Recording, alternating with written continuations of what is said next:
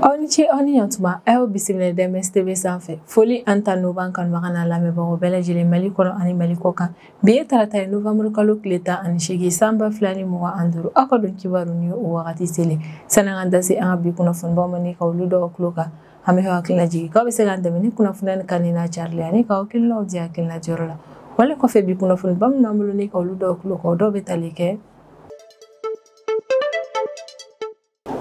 wagati min na fɔ ko bi min an ka Mali fintigilakaw olu cɛsirilen don Mali fantan naani bɛɛ lajɛlen lakana sabatili baaraw yɛrɛ kɔnɔna o ko hukumu kɔnɔna la ko kari don novembre kalo tile 16 san 2025 kan ka Mali fintigilakaw ye opération ba dɔ yɛrɛ kɔni kɛ Mopti région kɔnɔna kɛrɛnkɛrɛnnenya la Jene cercle kɔnɔna na a yɛrɛ k'a fɔ kan ka Mali fintigilakaw kɔni opération in kɛra sebaaya ye ka d'a kan ko opération yɛrɛ kɔni sen fɛ o sera ka banbaaci wale maa caman bɔnɛ a nin na. Ni hakili damadɔni a kunnafoniyaw yɛrɛ kɔni kun bɛ ka cari an ka bɔlɔlɔsiraw kan ko min yɛrɛ kɔni banbaaci wale ma o k'olu kɛmɛ ni ka t'u daga sigi Luluni localité yɛrɛ kɔni kɔnɔna na nka an ye kunnafoniya sɔrɔ ni ka bɔ sources yɛrɛ kɔni yɔrɔ la sources minnu y'a yira k'a fɔ ko don laban nin yɛrɛ kɔni na kan ka Mali fintigilakaw k'u taara opération ba yɛrɛ de kɔni kɛ Luluni localité la wale min yɛrɛ kɔni kɛra sababu ye ni ka lakana yɛrɛ kɔni sabati Luluni localité kɔnɔna na mɛ wagati min na i n'a fɔ ko bi. Kalisa Mali jamana kɔnɔden dɔw yɛrɛ kɔni bɛ yen nɔ olu bɛ ka continuer ni ka tajimafɛnw yɛrɛ kɔni détourner walasa ka se ka taa a feere tilenbaliya yɛrɛ kɔni kɔnɔna na a yirala k'a fɔ ko kari don novembre kalo tile 16 san 2025 min ye ka direction régionale du commerce de la consommation et de la concurrence ma yɛrɛ kɔni ko le opération ba dɔ yɛrɛ kɔni kɛ Kayi région kɔnɔna na opération min yɛrɛ kɔni kuncɛra ni u bolo dali ye maa dɔw yɛrɛ kɔni kan maa minnu yɛrɛ kɔni ku kɛmɛ ni ka citerne caman yɛrɛ de kɔni détourner walasa ka se ka citerne yɛrɛ kɔni kɔnɔna tajimafɛnw yɛrɛ kɔni feere tilenbaliya kɔnɔna na an ka jamana kɔnɔna na mɛ wagati min na i n'a fɔ bi. Novembre kalo tile 13 tɛmɛnen san 2025 min ye association de guide maka a Bamako olu ka sifinnaka bolofara maaw yɛrɛ kɔni communiqué kɛ nin don kofɔlen in na communiqué min yɛrɛ kɔni kɔnɔna na o y'a yira k'a fɔ k'an bɛ wagati min na i n'a fɔ ko bi ko min ye banbaaci wale ma k'u ta mɛn guide maka localité yɛrɛ kɔni kɔnɔna na ni ka taa wajibiya guide maka sɛnɛkɛlaw ale ni a bagan maralaw yɛrɛ kɔni kan k'a fɔ ko diyagoya k'u ka jaga yɛrɛ kɔni bɔ o de la min yɛrɛ kɔni ye ni jɛkulu in ye maa ni u bɛ welemada kɛ ne ka ɲɛsin an ka Mali autorités ma k'u ka saga ni nin wale ye k'u b'a laɲini an ka Mali autorités fɛ u ka fɛɛrɛ bɛɛ lajɛlen yɛrɛ kɔni latigɛ walasa min ye banbaaci wale mɔgɔ kɛlen ni ka daga sigi ni yɔrɔ sigi man da la k'u ka jagoya jaga yɛrɛ kɔni bɔ ka fɛɛrɛ latigɛ ni ka dankari u ko la Girima ka localité kɔnɔna na. Ko jumado novembre kalo tile 14 san 2025 min ye Donald Trump ye n'ale États-Unis jamana ɲɛmɛ ale kɔni y'i bolonɔ bila décret dɔ yɛrɛ kɔni sɛbɛn na décret min yɛrɛ kɔni sɛbɛn na a yiralen don k'a fɔ ko min ye États-Unis ale kun kɛmɛ ni ka droit de douane yɛrɛ kɔni caman fara produit minnu yɛrɛ kɔni kan ka bɔ jamana wɛrɛw kɔnɔna ni ka na États-Unis jamana kɔnɔna na k'a bɛna na o droit de douane yɛrɛ kɔni wuli ka bɔ o produit ninnu kan ka d'a kan ko min yɛrɛ kɔni États-Unis jamana ɲɛmɛ n'o ye Donald Trump ale kelen ni ka jamana caman yɛrɛ kɔni ka feerefɛnw ka droit de douane caman sigi o k'a yirala k'a fɔ ko wale yɛrɛ kɔni nana kɛ sababu ye ni ka na ni inflation yɛrɛ de kɔni États-Unis jamana kɔnɔna ni o fɛn yɛrɛ kɔni bɛ kɛ sababu ye ni feerefɛnw bɛɛ lajɛlen sɔngɔ bɛ caya jamana yɛrɛ kɔni kɔnɔna na ka sanga ni o ko ye min ye Donald Trump ale seginna ko kura ni ka décision yɛrɛ kɔni ta ka droit de douane yɛrɛ kɔni wuli ka bɔ produit dɔw kan minnu bɛ don États-Unis jamana kɔnɔna na ni kunnafoniba de bɛ an bolo kɔrɔ bi an bɛna minnu walawala aw ye bi don kibaru kɔnɔna na. An bɛ wagati min na i n'a fɔ ko bi min an ka Mali fintigilakaw olu cɛsirilen don fɛɛrɛ bɛɛ lajɛlen latigɛ la walasa ka Mali jamana kɔnɔdenw bɛɛ lajɛlen ka lakana sabati Mali fantan naani bɛɛ lajɛlen la o ko hukumu kɔnɔna na ko kari don novembre kalo tile 16 san 2025 ko kan ka Mali fintigilakaw ka sanfɛ kɛlɛkɛminɛnw yɛrɛ kɔni to jamana lakɔlɔsili baaraw yɛrɛ kɔnɔna Jene cercle kɔnɔna ni yɛrɛ kofɔlen min Mopti région yɛrɛ de kɔni kɔnɔna na ko ka vecteur aérien yɛrɛ kɔni to o jamana lakɔlɔsili baaraw yɛrɛ kɔnɔna na k'u ye opération ba dɔw yɛrɛ kɔni kɛ nin yɔrɔ kofɔlen na opération min yɛrɛ kɔni kɛra sababu n'an ka Mali fintigilakaw sera ka banbaaci wale maa caman bɔnɛ ani na a yɛrɛ k'a fɔ k'an ka Mali fintigilakaw yɛrɛ kɔni ni opération in kɛ kari don novembre kalo tile 16 san 2025 tilengafɛla wagati de kɔni don kofɔlen na an ka Mali fintigilakaw ka sanfɛ kɛlɛkɛminɛnw olu kɔni bɔra bolimafɛn dɔ yɛrɛ de kɔni ka bolimafɛn min yɛrɛ kɔni kun kɔnɔna na min ye banbaaci wale ma olu kun bɛ yen nɔ yɛrɛ kɔni ko wa bolimafɛn yɛrɛ kɔni kun bɛ ka boli ni u ye ne ka taa n'u ye localité wɛrɛ yɛrɛ kɔnɔ kabini an ka vecteur aérien yɛrɛ kɔni ye ni banbaaci wale ma ka nin bolimafɛn yɛrɛ kɔni jateminɛ u ye bolimafɛn yɛrɛ kɔni nɔna minɛ u tugula bolimafɛn yɛrɛ kɔni kɔ f'u taara se jeni cercle ouest yan fanfɛla yɛrɛ kɔni fɛ kabini u yɛrɛ kɔni sera yen nɔ min an ka Mali fintigilakaw olu sɔrɔla ka farapo jugumanbaw kɛ daminɛ ka ɲɛsin ni bolimafɛn in ma ko farapo min kɛra ni ka ɲɛsin Banbaci walimaw ka ni bolimafɛn yɛrɛ kɔni ma ko bolimafɛn fo ka taa se Banbaci walima minnu yɛrɛ kɔni kun bɛ a kɔnɔna na ko farapo in kɛra sababu ni ka u bɛɛ lajɛlen yɛrɛ kɔni bɔnɛ u ni na ne yɛrɛ kɔni état major général des armées communiqué in kɔnɔna a bɛ hakili sigi kuma fɔ Mali jamana kɔnɔdenw bɛɛ lajɛlen a b'a yira k'a fɔ k'an bɛ wagati min na i n'a fɔ ko bi ko min an ka Mali fintigilakaw k'u cɛsirilen don wa u bɛ fɛɛrɛ bɛɛ lajɛlen latigɛ ni ka Mali jamana kɔnɔdenw n'u bololafɛnw k'u ka lakana sabati jamana fantan naani bɛɛ lajɛlen yɛrɛ kɔnɔna an bɛ wagati min na i n'a fɔ ko bi i n'a fɔ bɛɛ lajɛlen b'a kalama cogo min an ka Mali fintigilakaw olu cɛsirilen don Banbaci walimaw kɛlɛli la sanga ani wagati Mali fantan naani bɛɛ lajɛlen an ka Mali fintigilakaw kɔni y'a yira k'a fɔ ko n'u ye k'u lafiya Banbaci wale kɛlɛli baara yɛrɛ kɔnɔna Mali jamana kɔnɔna ko b'a sɔrɔ min ye Banbaci walima u si latun na ni ka bɔ Mali fantan naani bɛɛ lajɛlen la halisa an bɛ to an ka Mali fintigilakaw ka opération ko hukumu kɔnɔna na ko don laban nin yɛrɛ kɔnɔna min an ka Mali fintigilakaw k'olu ye opération baw yɛrɛ de kɔni kɛ Lulu ni localité yɛrɛ kɔni kɔnɔna na opération min yɛrɛ kɔni kɛra sababu ye ni an ka Mali fintigilakaw sera ka Lulu ni fantan naani bɛɛ lajɛlen yɛrɛ kɔni bila u ka mara kɔnɔna na ni Lulu ni ale kɔni ye localité min yɛrɛ kɔni bɛ Sikaso région kɔnɔna na wa yɛrɛ k'a fɔ an ka Mali fintigilakaw ye ni opération min yɛrɛ kɔni kɛ ko opération yɛrɛ kɔni kɛra sababu ni Lulu ni ale ni a kɛrɛfɛ duguni minnu yɛrɛ kɔni kun bɛ ni Banbaci walimaw kun caniba o yɔrɔ la ko opération yɛrɛ kɔni kɛra sababu ni Banbaci walima minnu kun daga sigi bɛ ni yɔrɔ kofɔlen yɛrɛ kɔnɔna ka olu bɛɛ lajɛlen gɛnni ka bɔ o yɔrɔ kofɔlen in na bɛ wagati min na i n'a fɔ ko bi wale min yɛrɛ kɔni fɛnɛ kɛra sababu ye ni o yɔrɔ localité nin bɛɛ lajɛlen bɛ an ka Mali fintigilakaw de ka mara kɔnɔna na an ka Mali fintigilakaw taara ni opération ba min yɛrɛ kɔni kɛ Lulu ni localité yɛrɛ kɔnɔna opération yɛrɛ kɔni y'a yira Mali jamana kɔnɔdenw bɛɛ lajɛlen la ko kura ye k'a fɔ ko min ye an ka Mali fintigilakaw ye ko olu cɛsirilen don ko u bɛ se kɛlɛ la kosɛbɛ wale y'a yira na fɛnɛ k'a fɔ ko an ka Mali fintigilakaw olu pɛrɛnnen don ni Banbaci walimaw ye jan fɛn fɛn yɛrɛ kɔni da u ɲɛ ka u jan bɛɛ lajɛlen wuli ka bɔ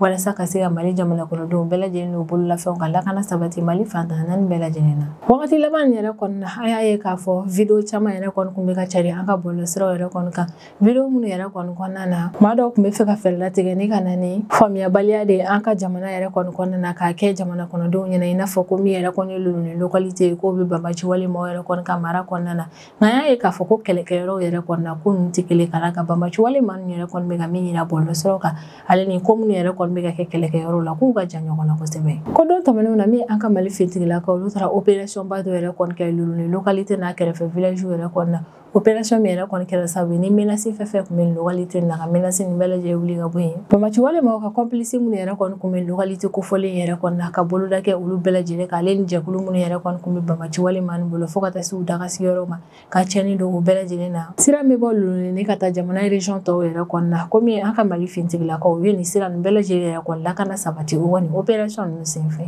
kunnafoniya nin yɛrɛ kɔni bɔra source sécuritaire dɔw yɛrɛ de kɔni yɔrɔ la source sécuritaire minnu y'a yira k'a fɔ ko don tɛmɛnenw yɛrɛ kɔni na min an ka Mali fintigilakaw ye k'u opération belebeleba dɔ yɛrɛ kɔni labɛn opération belebeleba min yɛrɛ kɔni kɔnɔna na an ka Mali fintigilakaw ka sanfɛ kɛlɛkɛminɛ ale ni duguma kɛlɛkɛcɛw yɛrɛ kɔni olu bɛɛ lajɛlen farala ɲɔgɔn kan ni ka taa opération yɛrɛ kɔni kɛ Lulu ni a kɛrɛfɛ duguw yɛrɛ kɔni na ko wa ni opération nin yɛrɛ kɔni senfɛ an ka Mali fintigilaka minnu spécialisé don kosɛbɛ fɛn pɛrɛntaw yɛrɛ kɔni bɔli la dugukolo jukɔrɔ k'olu bɛɛ lajɛlen yɛrɛ kɔni sen donna opération in na walasa opération yɛrɛ kɔni ka se ka kɛ opération ɲumanba ye wa a yirala k'a fɔ ko nin maa nin bɛɛ lajɛlen de ka boloji ɲɔgɔnma kɛra sababu ye ni opération yɛrɛ kɔni kɛra sebaaya ye an ka Mali fintigilakaw bolo k'an ka Mali fintigilakaw ka nin bolofara nin yɛrɛ kɔni ka boloji ɲɔgɔnma yɛrɛ kɔni sababuya la k'u sera ka jaabi ɲumanba yɛrɛ de kɔni sɔrɔ opération in kɔfɛ jaabi minnu yɛrɛ kɔni sɔrɔ la olu de ye Lulu ni donna n'a bɔdaw ko o siraw bɛɛ lajɛlen lakana sabatira ko Banbaci walima minnu yɛrɛ kɔni kun bɛ ka fɛɛrɛ latigɛ ni ka u ɲagami population yɛrɛ kɔni na bolo sera ka da olu bɛɛ lajɛlen yɛrɛ kɔni kan wa u bɛɛ dɔnna an bɛ wagati min na i n'a fɔ ko bi Banbaci walima u kun kɛmɛ ni ka dugu dɔw yɛrɛ kɔni ta ko k'u daga sigiyɔrɔ yɛrɛ kɔni nka ko nin opération yɛrɛ kɔni senfɛ an ka Mali fintigilakaw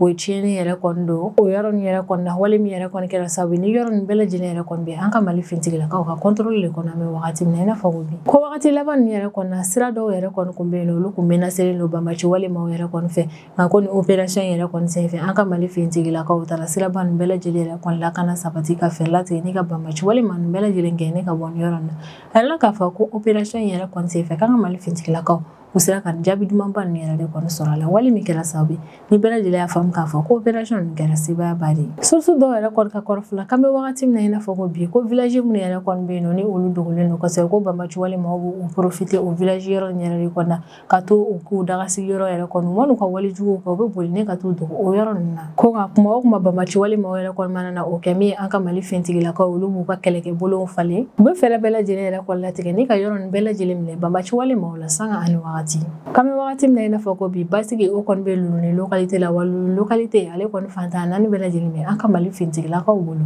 i n'a fɔ bɛɛ lajɛlen b'a kalama cogo min yɛrɛ kɔni dɔgɔkun laban tɛmɛnen nin yɛrɛ kɔni na a yɛrɛla k'a fɔ ko min yɛrɛ kɔni ye Luluni sigibaa ma ye k'olu caman yɛrɛ kɔni bolila ne ka b'u ka yɔrɔ la ka taa yɔrɔ wɛrɛw yɛrɛ kɔni na k'o dabɔ lakanabali ale ni banbati wale menace bonyani yɛrɛ kɔni na ko wa wagati kelen yɛrɛ kɔni na maa ŋaniyajuguw yɛrɛ kɔni u profiter o fɛ ne ka video kolon yɛrɛ kɔni cari video kolon minnu yɛrɛ kɔni u bɛ ka kunnafoni kolon yɛrɛ kɔni cari k'a kɛ i n'a fɔ ko min ye Luluni localité n'a kɛrɛfɛ yɔrɔ ye k'o bɛ banbati wale maaw yɛrɛ kɔni ka mara kɔnɔna na nka o wagati kelen yɛrɛ kɔni na an y'a ye k'a fɔ min ye an ka Mali fintigilakaw olu ye fɛɛrɛ bɛɛ lajɛlen latigɛ ni menace min yɛrɛ kɔni bɛ nin dugu ninnu na ka menace nin bɛɛ lajɛlen wuli ka bɔ yen ko nka an bɛ wagati min na i n'a fɔ ko bi ni situation ko in yɛrɛ kɔni sera ka wuli ka bɔ Luluni localité yɛrɛ kɔni na k'o dabɔ an ka Mali fintigilakaw ka jaabi telima in yɛrɛ de kɔnɔna u ye min kɛ nin localité kofɔlen in kɔnɔna na a yɛrɛla k'a fɔ ko du caman yɛrɛ kɔni bɛ yen nɔ k'olu yɛrɛ kɔni bɛ ka commencer ni ka segin ka na Luluni localité yɛrɛ kɔnɔna na ka d'a ka wagati tɛmɛnenw na maa caman yɛrɛ kɔni bolila ne ka bɔ nin yɔrɔ kofɔlen in na ka d'a kan ko min ye lakanabali o kɔni tun bɛ ka commencer ne ka na yen nɔ ko nka o du caman yɛrɛ kɔni bɛ yen nɔ olu bɛ ka commencer ne ka segin ka na u sigiyɔrɔw yɛrɛ kɔnɔna na o maa nin yɛrɛ kɔni seginnen ne ka na o y'a yira k'a fɔ k'u kɔni bɛ ka na ka d'a kan ko hakili sigira kosɛbɛ sabula min ye an ka Mali fintigilakaw wolo yɛrɛ kɔni bɛ Luluni fantan naani bɛɛ lajɛlen na bɛ wagati min na i n'a fɔ ko bi Luluni sigibaa dɔ yɛrɛ kɔni ka kɔrɔfɔla k'olu ɲɛ yɛrɛ kɔni mana na da an ka Mali fintigilakaw kan dɔrɔn u ka localité yɛrɛ kɔnɔna na k'o bɛɛ lajɛlen yɛrɛ kɔni bɛ olu jigi tugu wa a b'olu hakili sigi kosɛbɛ k'olu ka yɔrɔ sigibaa maaw yɛrɛ kɔni mago bɛ bɛn de la ko wa u mago bɛ tiɲɛ yɛrɛ kɔni fɛnɛ na ko an bɛ wagati min na i n'a fɔ ko bi tiɲɛ yɛrɛ kɔni ye min ye o de ye bɛɛ lajɛlen ka sɔn a ma k'a fɔ ko min ye Mali fintigilakaw k'olu yɛrɛ kɔni bɛ ka sebaaya sɔrɔ banbati wale maaw yɛrɛ kɔni ka kɛlɛkɛyɔrɔw la yɔrɔ in na an b'a da bɛɛ lajɛlen kulo kan k'a fɔ ko maa minnu yɛrɛ kɔni bɛ ka haja juguw cari bɔlɔlɔsiraw kan k'a fɔ ko min ye Luluni ni a kɛrɛfɛ village yɛrɛ kɔni k'olu bɛ banbati wale maaw yɛrɛ kɔni ka mara kɔnɔna na an b'a da o bɛɛ lajɛlen kulo kan k'a fɔ ko kuma in yɛrɛ kɔni tɛ tiɲɛ an ka Mali fintigilakaw yɛrɛ kɔni taara opération baw de kɛ localité kofɔlen in kɔnɔna na opération minnu yɛrɛ kɔni kɛra sababu ne ka nin yɔrɔ nin yɛrɛ kɔni lakana sabati an bɛ wagati min na i n'a fɔ ko bi ko Kayi direction régionale du commerce de la consommation et de la concurrence maaw yɛrɛ kɔni ye opération ba dɔ yɛrɛ kɔni kɛ kari don novembre kalo tile 16 san 2025 opération min yɛrɛ kɔni kun cɛla ni camion citerne caman yɛrɛ kɔni minɛli camion citerne minnu yɛrɛ kɔni kun bɛ ka détourner maa dɔw yɛrɛ de kɔni fɛ walasa ka se ka camion citerne nin yɛrɛ kɔni tajimafɛnw yɛrɛ kɔni feere sɔngɔba yɛrɛ kɔni na jamana kɔnɔdenw ma a yɛrɛla k'a fɔ ko opération yɛrɛ kɔni ɲɛmɔgɔyara Kayi région yɛrɛ kɔni directeur régional du commerce et de la concurrence yɛrɛ de kɔni fɛ ko opération yɛrɛ kɔni kɔnɔna na min ye Kayi direction régionale du commerce et de la concurrence ma olu bɔra kalama k'a fɔ ko cargaison dɔ ni o ye kɛrɛnkɛrɛnnenya la citerne dɔw yɛrɛ kɔni ni citerne ale bɛ san wagati min yɛrɛ kɔnɔna sɛbɛn yɛrɛ kɔni kɔnɔna na a kun yirala k'a fɔ ko citerne in k'ale yɛrɛ kɔnɔna na ta di station service dɔw yɛrɛ de kɔni ma jamana kɔnɔna na ko ka sɔrɔ ko yɛrɛ kɔnɔna min ye nin camion citerne kofɔlen nin yɛrɛ kɔni olu nalen u détourner la yɛrɛ de kɔni ka u di jamana wɛrɛw ka ressortissants yɛrɛ de kɔni ma an ka Mali jamana kɔnɔna na ko nka citerne yɛrɛ kɔni kun bɛna ta di jamana wɛrɛ ka ressortissants minnu yɛrɛ kɔni ma an ka Mali jamana kɔnɔna na k'olu yɛrɛ kɔni ma lakodɔn an bɛ wagati min na i n'a fɔ ko nin maa ninnu ka feere jugu in yɛrɛ kɔni ko bɛɛ lajɛlen dara kɛnɛ kan wagati min na bolo yɛrɛ kɔni dara citerne 2 yɛrɛ kɔni kan citerne 2 minnu yɛrɛ kɔni kun falen don tajimafɛn de la ko kabini bolo dara nin citerne kofɔlen yɛrɛ kɔni kan komi sɛgɛsɛgɛli baarakɛlaw yɛrɛ kɔni kan sɛgɛsɛgɛli baaraw yɛrɛ kɔni bonyana wa minnu yɛrɛ kɔni kun bɛ fɛ ka camion citerne nin détourner u y'a dɔn k'a fɔ k'u b'u ka baara kɛ tilenbaliya kɔnɔna na ko wa o jo t'a la o yɛrɛ kɔni kelen maa ninnu wajibiyara ni ka citerne nin yɛrɛ kɔni ta ka t'u di station maaw yɛrɛ de kɔni ma i n'a fɔ u kun y'a fɔ cogo min sɛbɛn ninnu kɔnɔna na k'a fɔ ko camion citerne ninnu kun bɛna ta di station service maaw de ma o baara in yɛrɛ kɔni kɔfɛ a yirala k'a fɔ ko brigade maaw olu teliya jɔra ne ka camion citerne 2 nin bɛɛ lajɛlen yɛrɛ kɔni ta ka t'u di station service maa ninnu ma wa maa minnu yɛrɛ kɔni kun bɛ fɛ ka ni yuruguyurugu nin yɛrɛ kɔni kɛ brigade maaw y'u teliya jɔra ne ka u bolo da ni maa nin yɛrɛ kɔni kan an bɛ wagati min na i n'a fɔ ko bi walasa u ka se ka taa jaabi yɛrɛ kɔni kɛ ne ka ɲɛsin o kɔni wale jugu in ma jamana kɔnɔna na. An ka Mali autorité yɛrɛ kɔni y'a yira k'a fɔ ko min yɛrɛ kɔni nin baara jugu kɛ in yɛrɛ kɔni an ka Mali jamana kɔnɔna na. Ni o baara jugu in yɛrɛ kɔni kɔnɔna na maa dɔw bɛ fɛ ka fɛɛrɛ yɛrɛ kɔni latigɛ walasa jamana ɲɛmaaw yɛrɛ kɔni sɔngɔ minnu fɔ tajimafɛnw yɛrɛ kɔnɔna na ka dɔ fara o sɔngɔ kan cogo min olu bɛ se ka tɔnɔba sɔrɔ a la. Ko maa minnu yɛrɛ kɔni b'u baarada yɛrɛ kɔni kɛ o tilenbaliya baara in ye k'u bɛ ka tila ka continuer a ko yɛrɛ kɔni fɛ. An ka Mali autorité y'a yira k'a fɔ ko bɛ ka u dusu kasi kosɛbɛ. Ko an bɛ wagati min na i n'a fɔ ko bi ko Kayi région yɛrɛ kɔni kɔnɔna na nin ko in bɛ ka commencer ne ka sanga yɛrɛ kɔni sɔrɔ. Wari de kɔnna direction man y'a yira k'a fɔ k'u tɛna ko in yɛrɛ kɔni dabila ta ko sanga ani wagati u bɛna to ka contrôle yɛrɛ de kɔni boli citerne don ta nin yɛrɛ kɔni kan walasa ka fɛɛrɛ bɛɛ lajɛlen latigɛ min ye nin maa nin yɛrɛ kɔni ka nin tilenbaliya baara ye ka dankari a la teliya la. Nin yɔrɔ in na an bɛ segin ko kura ne ka welemada kɛ ka ɲɛsin Mali jamana kɔnɔdenw bɛɛ lajɛlen yɛrɛ kɔni ma k'a fɔ ko min yɛrɛ kɔni ye tajimafɛnw yɛrɛ kɔni feereli ye sɔngɔ la sɔngɔ min yɛrɛ kɔni bɛ yɛlɛ an ka Mali autorité yɛrɛ kɔni ta sanfɛ k'o ye tilenbaliya baara yɛrɛ de kɔni ko wa ni minɛna ko yɛrɛ kɔni na sanction o bɛ ta i kama. O yɛrɛ de kɔni na an bɛ welemada kɛ ka ɲɛsin jamana kɔnɔdenw bɛɛ lajɛlen ma an ka fɛɛrɛ bɛɛ lajɛlen latigɛ an n'an kɛrɛfɛ mɔgɔw an k'u magɛrɛ an na kosɛbɛ an k'u tanga u sen donni ma nin baara jugu ninnu na ka d'a kan ni maa min yɛrɛ kɔni nana a ko yɛrɛ kɔni na sanction gɛlɛnmanba yɛrɛ de kɔni bɛ yen nɔ jamana kɔnɔna na.